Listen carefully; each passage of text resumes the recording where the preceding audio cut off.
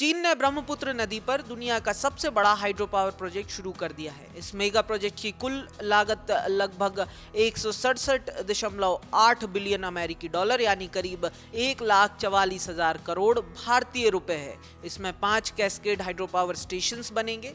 ये प्रोजेक्ट चीन तिब्बत के इलाके में बना रहा है, जो भारत के अरुणाचल प्रदेश की सीमा से बहुत करीब है।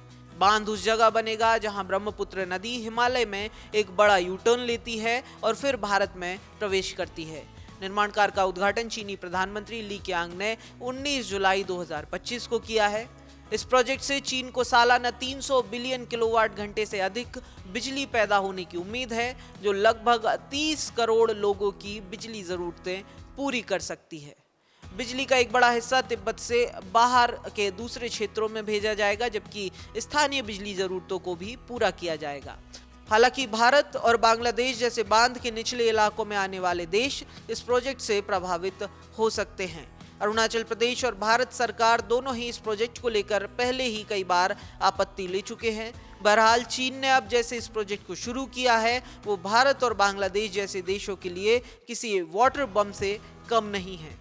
चीन जिस इलाके में इस प्रोजेक्ट को बना रहा है वो जगह भूकंप संवेदनशील क्षेत्र है, क्योंकि यहाँ टेक्टोनिक प्लेट की सीमा है, जिससे इंजीनियरिंग और पर्यावरण जोखिम जुड़े हैं। इसी के चलते इससे इकोसिस्टम में दबाव बढ़ने की संभावनाएं भी बढ़ जाती हैं, जिससे बाढ़ और भूकंप का खतरा भी बढ़ेगा। इससे भारत, चीन और बांग्लादेश तीनों ही प्रभावित होंगे। इस सब के अलावा नदी का प्राकृतिक जल प्रवाह प्रभावित होगा, जिससे भारत में ब्रह्मपुत्र का पानी कम मिलने या अनियमित रूप से मिलने का खतरा भी है, जो सिंचाई, पेयजल और बिजली उत्पादन को प्रभावित कर सकता है।